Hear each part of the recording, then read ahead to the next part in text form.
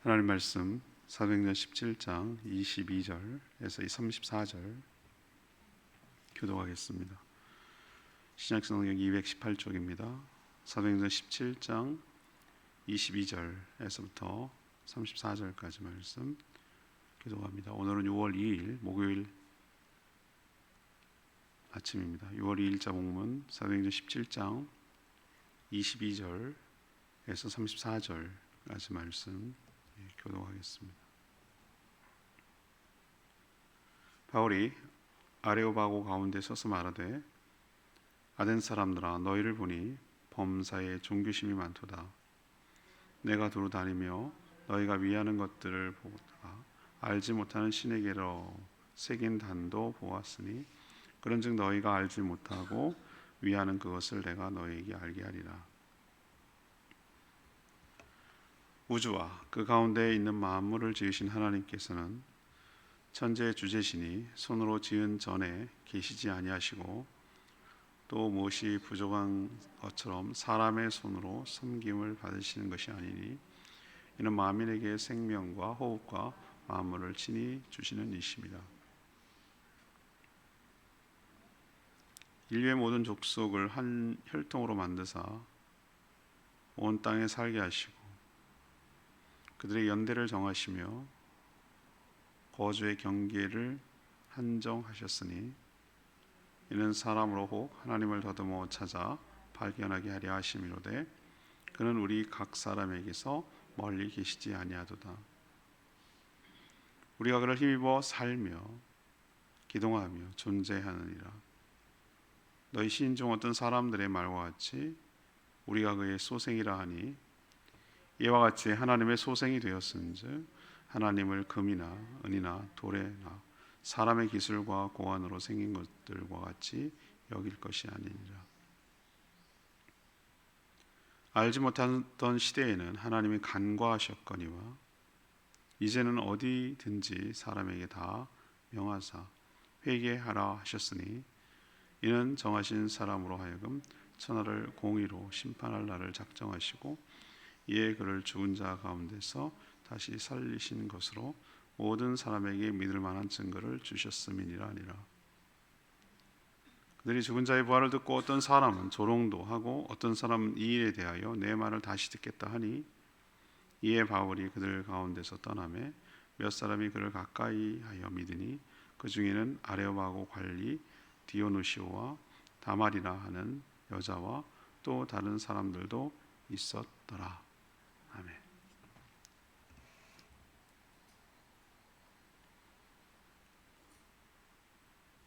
어제 이어서 사도 바울이 아덴 곧 아테네에서 복음을 전하는 내용을 이야기하고 있습니다.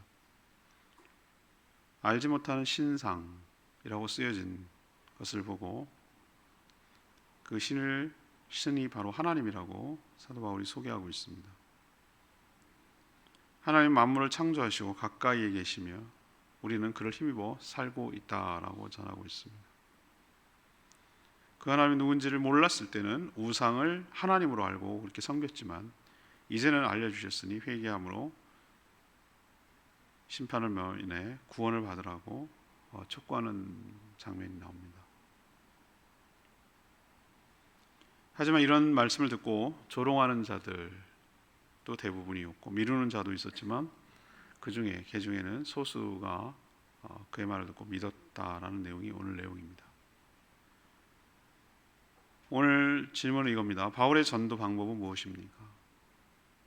바울의 전도 방법은 무엇입니까? 그렇다면 우리에게 이것을 적용하면 우리도 어떤 전도의 방법을 사용해서 본받아서 또는 참고해서 어떻게 우리도 전도해야 될까? 이거를 적용하면 되겠습니다. 먼저 22절에서 23절까지의 말씀입니다. 이 상대의 관심사로 접촉점을 삼은 것, 상대의 관심사를 갖고 전도의 접촉점을 삼았다는 것이죠. 예수님이 전도할 때도 마찬가지였어요. 상대방의 관심사를 접촉점으로 삼아 접근했죠. 니고데모에게 뭐였습니까? 그게 왜 밤에 찾아왔겠어요? 하나님 나라에 궁금했어요. 거기에 대해서 설명했고요. 대표적으로 사마리아 여인 만났을 때 이 여인과의 접촉점 무엇입니까? 물이었어요. 물. 그녀는 사람을 피해서 정오에 한낮에 더운데 안 나타날 때 물을 먹고 살아야 되니까, 목마르니 사니까 그 물리적인 물을 영원히 목마르지 않은 생수인 자신을 소개하는 걸로 연결을 시켰습니다. 예수님이 탁월한 점이에요. 사도 바울 역시 이 아테네에서 복음을 전할 때 처음부터 밑도 끝도 없이 그렇게 전한 게 아니에요. 그들의 관심사, 그들에게 익숙한 문화를 접촉점으로 삼은 것을 볼 수 있어요.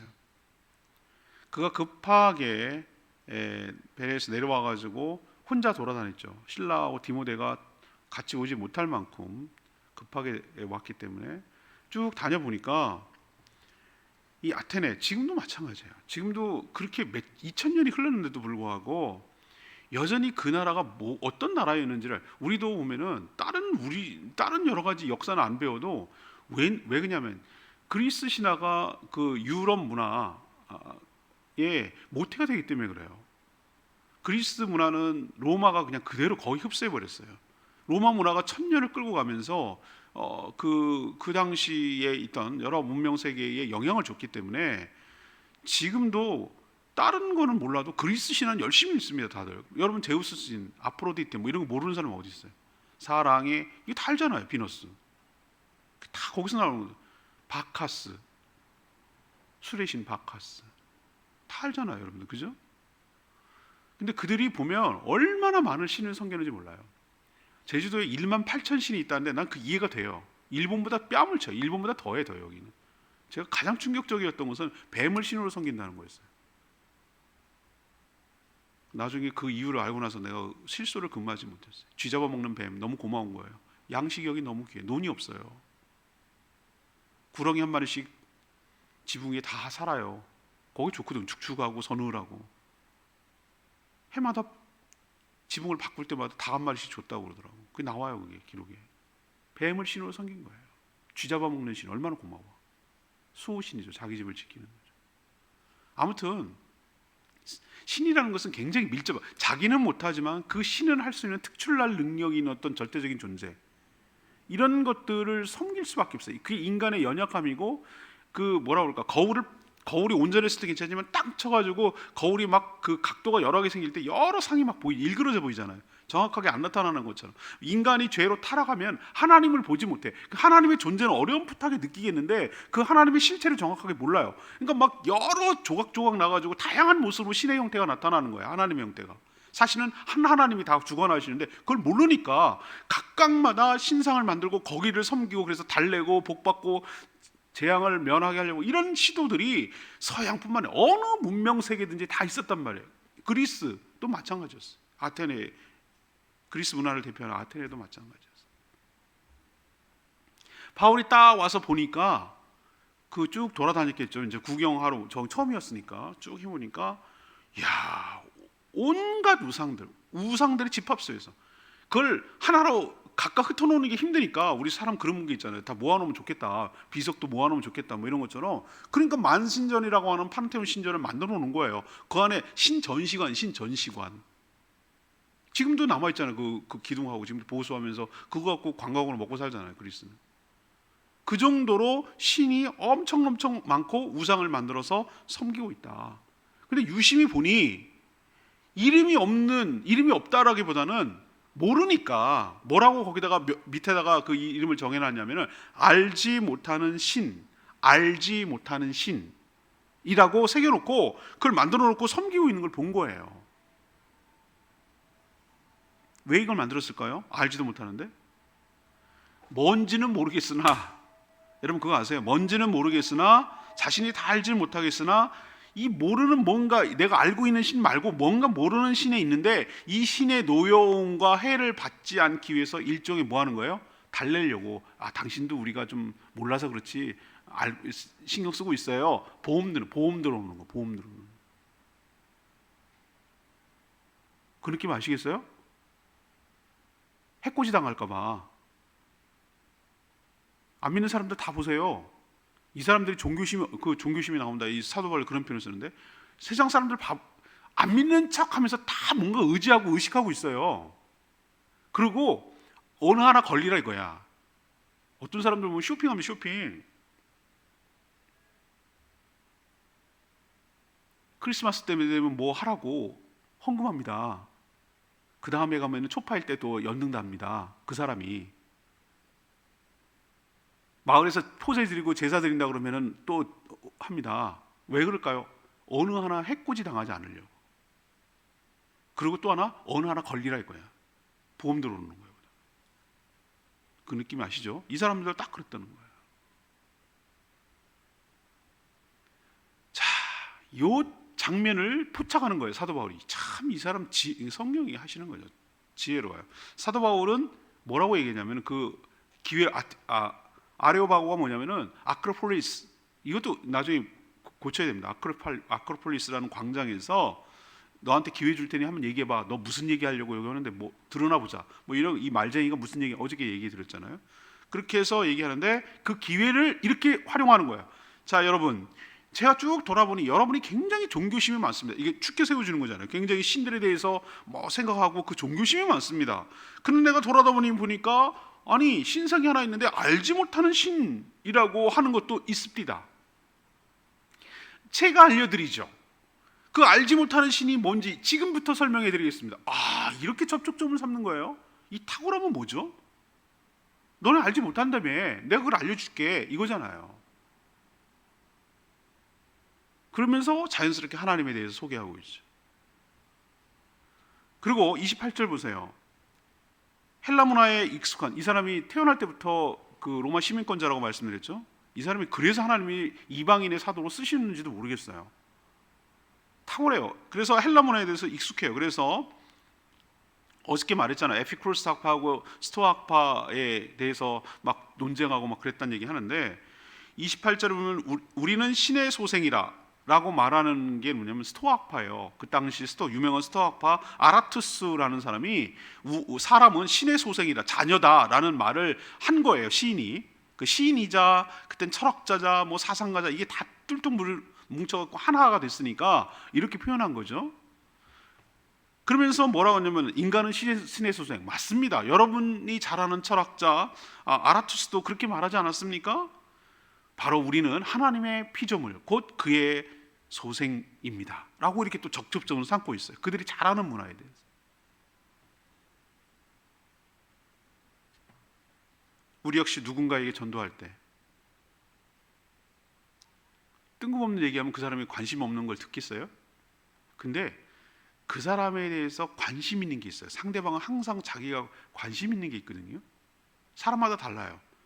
그것이 무엇인지를 잘 간파하는 것이 전도의 시작입니다. 그걸 잘 간파하고 그것을 접촉점으로 삼아서 그 문제를 해결할 수 있는 것을 궁극적으로는 예수 그리스도로 연결하면 되니까. 어떤 사람은 건강에 안 좋은 사람은요, 건강에 굉장히 관심이 많아. 온갖 것 다 건강식품 찾고요, 주워 먹고요, 해 먹고요. 그런데 온갖 일생을 보내는 사람이 있어요. 자기가 맨날 몸이 허약하대. 그래서 맨날 그런 데 관심이 많아. 그 사람의 관심은 뭐죠? 건강. 우리가 온전하게 건강해지기 위해서는 그런 것도 보다 하나님의 은혜를 받아야 된다. 정말 영이 소생하면 내 육신이 강건해진다 라는 것을 연결해야 돼. 그런 건강 관심. 공부에 엄청 관심 있는 사람. 자녀 키우면 하나님이 지혜를 주셔야 된다. 하나님 그 공부만 잘해가지고 하는 게 성공이 아니다. 하나님을 읽고 자기 사명을 발견하고 소명을 발견하고 하나님께 쓰임받는 인생이 그게 성공한 인생이고 복된 인생이다. 우리는 하나님 앞에 설 날이 온다. 진정한 공부는 그 딸딸 외우고 그런 공부가 아니라 진정 인생이 무엇인지 내가 누구인지를 아는 것이 진정한 공부이고 그게 성공이다. 뭐 이렇게 접촉점을 삼는 거예요. 돈에 막 그 하는 사람이 있어요. 악착같이 아끼고 악착같이 번다고 내가 부자 언제까지 그럼 하실 것이냐. 은혜로 사는 게 있다. 은혜로 살아가는 법이 바로 하나님을 믿을 때 하나님께서 나를 공급해 주시고 그런다. 그 은혜를 받기 위해서는 하나님과의 관계가 회복돼야 되고 관계가 회복되려면 죄부터 해결된다. 이렇게 제 말 이해하시겠어요? 제가 막 즉흥적으로 막 지어내는 뭐 생각나는 대로 얘기했는데 사람마다 전부 다 뭐가 있어요? 관심사가 있어요. 발달 연령에 따라서 인생의 주기에 따라서 어릴 때, 늙을 때, 점점 뭐 장년 때 이럴 때 다 다르고, 여성이냐 남성이냐 직업이 뭐냐 어디서 사느냐에 따라 전부 다 관심사가 달라. 눈에는 뭐만 보인다니까. 멍멍이 눈에 뭐만 보인다니까요. 여러분, 사도 바울의 이 도전 우리도 받아야 될 줄로 압니다. 막막하거든요, 전들. 근데 오늘 말씀에게 우리에게 지혜를 주시잖아요. 아, 그렇구나. 예수님이 물로 사마리아 여인을 잡군하고 접촉했듯이 이 사도 바울이 알지 못하는 신이 뭔지, 너네들 맨날 알지 못한 신상까지 섬기는데 내가 알려줄게 라고 접촉점을 삼은 거잖아요. 우리도 상대방이 뭐에 대해서 관심 있는지를 잘 보고 그거에 대해서 논의하라는 게 아니라 그거를 소재로, 그거를 접촉점으로 해서 상대방에게 예수 그리스도를 소개하고 하나님을 소개하고 인도하는 쪽으로 활용하는 지혜가 저와 여러분에게 있게 되기를 원합니다. 두 번째는 24절에서 29절 말씀, 하나님이 누군지 알도록 쉽게 설명하고 소개한 것이죠. 사도 바울은 그들이 알지 못하는 신이 곧 하나님이라고 이름을 말하며 소개하고 있어요. 하나님은 온 우주 만물을 창조하시며 다스리는 분이라는 거예요. 어느 한 분야의 하나님이 아니라는 거예요. 어느 한 분야의 신이 아니라는 거예요. 또한 사람이 지은 신전에 계시지 않는다. 이 얘기는 없다는 얘기가 아니라 거기에 갇힐 분이 아니시다, 그 뜻이에요. 사람이 만든 그 성냥감 갖고 코딱지만한 거기에 하나님은 담아낼 만큼 그렇게 하찮은 분이 아니다. 또 뭔가 부족한 것이 있는 것처럼 사람들의 섬김을 받고 막 재물을 받고 뭐를 받고 그래야 자기가 만족하고 그래야 흡족하고 그런 분이 아니라 스스로 충분히 만족하며 모든 것이 완전하고 완벽한 분이기 때문에 그런 거에 연연하지 않는 분이시다.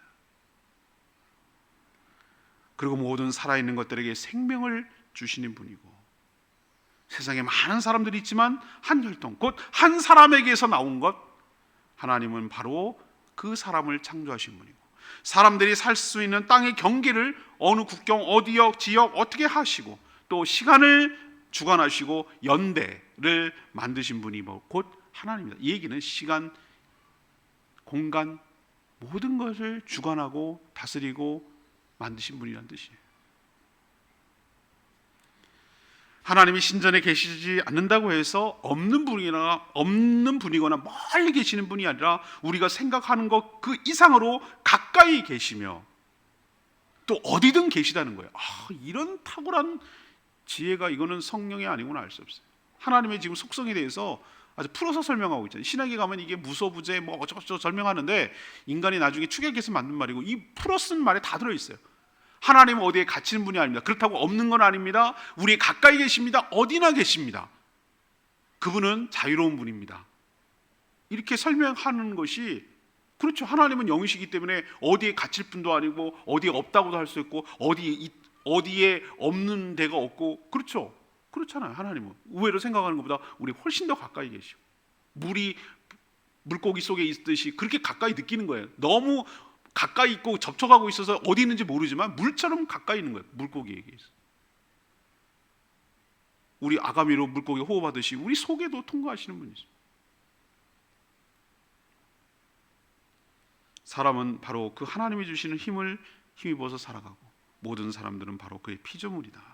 하나님은 영이시니 어떤 형상으로도 만들 수 있는 것이 아니다 라고 쭉 하나님에 대해서 소개하고 있어요.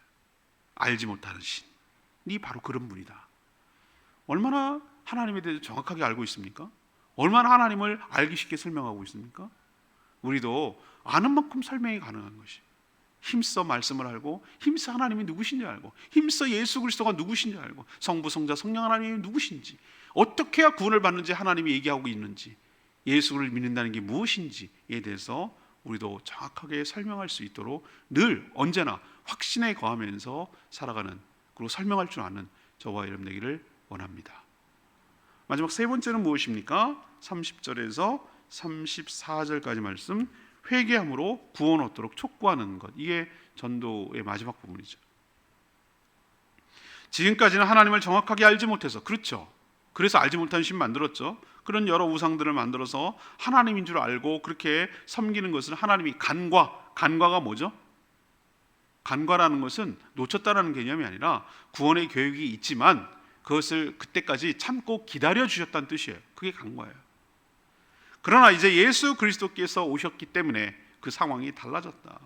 전에는 하나님이 만든 창조를 통해서 더듬어서라고 오늘 표현하고 있어요. 더듬어서 하나님을 어렴풋하게 그렇게 발견할 수 있었으나 이제는 그의 아들 예수 그리스도께서 오셨으니 이렇게 하나님을 알지 못하고 살아갔던 모든 죄, 내 마음대로 살아갔던 모든 죄를 회개하고 그분이 보낸 아들 예수 그리스도를 믿어서 구원을 얻으라고 촉구하고 있어요.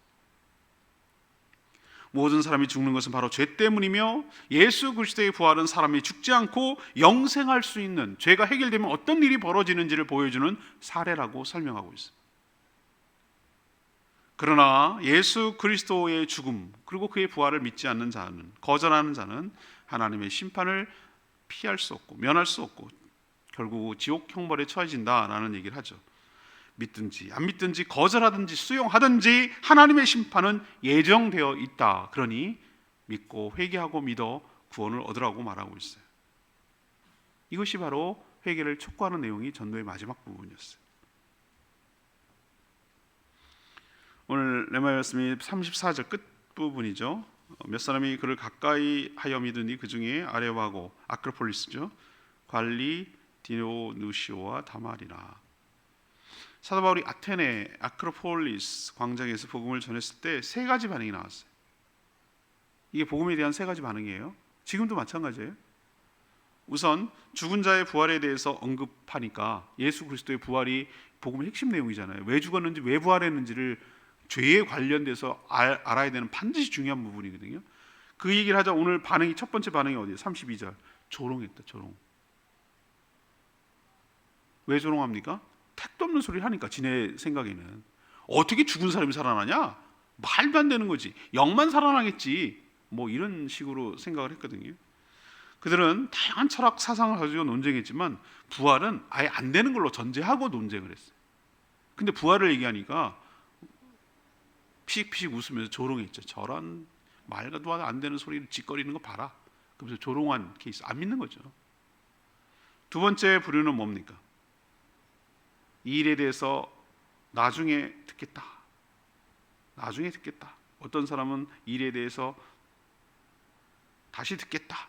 이 얘기는 뭡니까? 다시 들을까요? 그게 아니라 지금은 모르겠다 라고 유보하고 피하는 거예요. 지금도요, 복음을 전하면은 대놓고 앞에다가 놓고 이렇게 모욕하고 그러면은 인간적으로는 좀 미안하고 그러니까 그렇게 말하지는 않아요. 그런데 이런 식으로 말해요. 뭐라고 그런지 아십니까? 더 돈을 벌고 안정이 되면, 애들 다 하고 이제 은퇴하면 꼭 그 사람들이 죽기 전에 믿겠대. 언제 죽을 줄 알고. 언제 죽을 줄 아냐고요. 죽을 걸 뭘 날 잡아놨나? 내일 죽을 수도 있는데. 이런 사람은요, 이게 더 무서운 불신이에요. 자기가 믿으면 믿는 줄 알아. 믿는 게 은혜인지도 모르고 항상 이런 식으로 밀어. 그리고 인생 끝나는 거예요. 그런 사람 많아요. 지천에 널려 있어요. 항상 밀어. 다음에 하겠대. 1년 뒤에, 뭐 한 뒤에, 뭐 하고 난다면 조건을 갖다 붙여. 이게 두 번째 반응이에요. 항상 그렇게 하다 끝난다고요, 인생. 그렇지만 세 번째 반응이 중요해요. 소수긴 해요. 몇 사람이라고 하잖아요. 많은 사람이 조롱했다고 그랬지만 몇 사람이 아테네에서 그렇게 열심히 전도하고 그랬는데 몇 사람 건진 거예요. 나중에 이 이야기를 회고해요. 그때 그렇게 하지 말걸, 뭐 이런 얘기를 나중에 이 사도 바울이 얘기하는데 아마 이런 것 때문에 그런 것 같아요. 몇 사람인데 없는 건 아니었어요. 누구죠? 아크로폴리스 광장, 그 광장에 관리하는 디오누시오라는 관리인 공무원하고 다마리라고 하는 여자, 그리고 또 다른 사람들도 있긴 있었어요. 소수지만 이런 자도 있으니까 우리는 어떻게 됩니까? 포기하지 말고 끊임없이 계속해서 복음을 전해야 될 줄로 믿습니다. 그물 던질 때 보세요. 낚시 보세요. 낚시할 때 보세요. 그물할 때 보세요. 고기가 있을지 없을지 우리가 어떻게 알아? 허탕칠 때도 있어요. 왕창 잡힐 때도 있어요. 그렇지만 한두 마리 잡힐 때도 있어요. 좀 잡히면 던지는 거죠. 우리도 사람을 낚는 어부가 되리라. 소수도 있고 누가 될지 모르니 계속 복음을 전하는 저와 여러분 되기를 원합니다. 오늘 질문이 뭐였습니까? 사도 바울의 전도 방법이 뭐냐는 거예요. 처음에 뭐 해야 되죠? 상대방이 뭐로? 관심사로 전도의 접촉점을 삼았다는 거 탁월해요. 그리고 그 하나님이 누구신지 연결시키는 거예요. 그래서 접촉점을 통해 연결시켜서 그 하나님이 누구신지, 예수 그리스도가 누군지를 쭉 설명하는 것이고, 세 번째는 뭐예요? 예수 그리스도를 소개하고 그를 믿어 구원을 얻으라고, 회개하고 죄 사함을 받으라고, 회개를 촉구하고 구원을 받으라고 촉구하는 내용이 마지막의 내용인 것이죠. 이렇게 우리도 사도 바울처럼 전도하며 살아가는 저와 여러분 되기를 소망합니다. 오늘 말씀 붙들고 기도하기 전에 864장 너 어디 가든지 순종하라, 그렇습니다. 사도 바울처럼 순종하기를 원합니다. 이 찬양 부르고 기도하겠습니다. 864장입니다.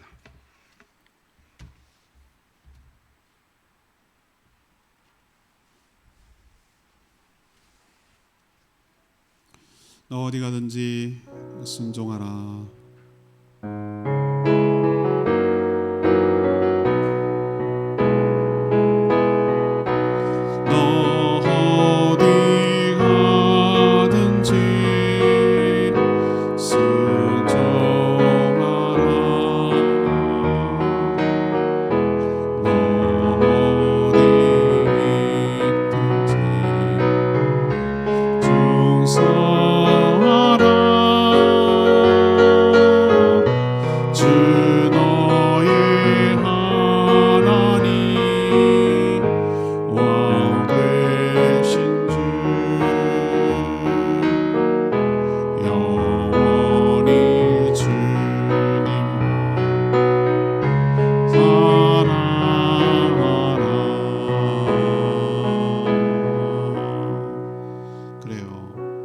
사도 바울 이렇게 힘들고 어렵고 쫓겨와서 혼자 지금 있는데도 복음을 전하는 일을 결코 중단하지 않았어요. 하나님 뜻에 온전히 순종하고 하나님 주신 지혜를 가지고 전도의 접촉점을 삼아 알지 못하는 신까지 우상을 만들어 섬기는 그들에게 그 알지 못하는 신이 곧 하나님이고 그가 보내는 방법, 구원의 방법이 예수 그리스도임을 깨닫고 그를 믿어서 구원을 얻으라고 전도하는 이 사도 바울의 모습을 통해 우리가 도전을 받고 우리도 인생을 어떻게 살아가야 되는지 다시 한번 깨닫게 되고 전도하며 살아가는 영원권하며 살아가는 저희들 되게 해달라고 주여 외치며 기도합니다.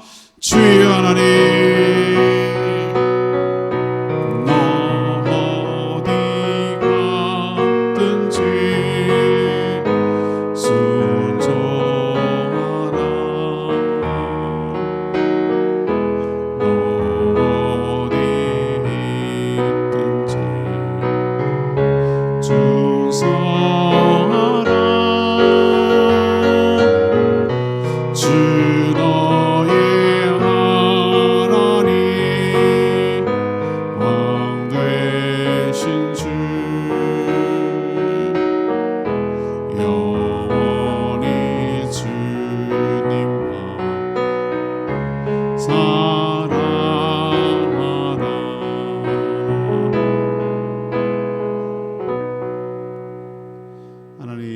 전도 방법을 보면서 참 많이 도전받습니다. 상대방을 잘 관찰해서 그들의 관심사가 무엇인지를 잘 간파하고 그것을 고리로 접촉점을 삼아 접근한 것처럼 저희도 전도할 분들 상대방이 무엇이 목말라 하는지 관심을 갖는지 잘 살피고 활용하게 하여 주시옵소서. 결국은 그들의 관심사를 통해 하나님이 어떤 분인지를 소개하며 하나님이 제시하시는 구원의 통로인 예수 그리스도를 전하며 살게 하여 주시옵소서. 전에 몰라서 그럴 수 있었으나 이제는 예수 그리스도를 통해 분명하게 보여주셨으니 핑계할 수 없음을 잘 압니다. 분명히 복음을 전했는데 조롱하는 자가 생겨도 낭망하거나 절망하지 않고 소수가 있을 줄로 믿고 믿음을 가지고 계속해서 복음을 전하며 살아가는 저희 되게 하여 주시옵소서. 오늘도 간구하는 기도 주님께서 응답하시고 주님과 동행한 하루 되게 하시며 시간과 물질과 에너지를 허튼 데 쓰지 않고 하나님 나라를 위해서 영혼구원하고 주님 제사 삼는 일에 헌신하며 살게 하여 주시옵소서. 성도들의 생업, 직장, 일터와 가정을 형통케 하시며 지켜 보호하여 주시옵시고 오늘도 감당할 만한 일용할 은혜를 부어 주시옵소서. 주님께 모든 것 맡기며 예수 그리스도의 이름으로 축복하며 기도합니다. 아멘. 오늘 하루도 주님 은혜 가운데 살아가기를 축복합니다. 네, 충분히 기도하고 하루 시작하겠습니다.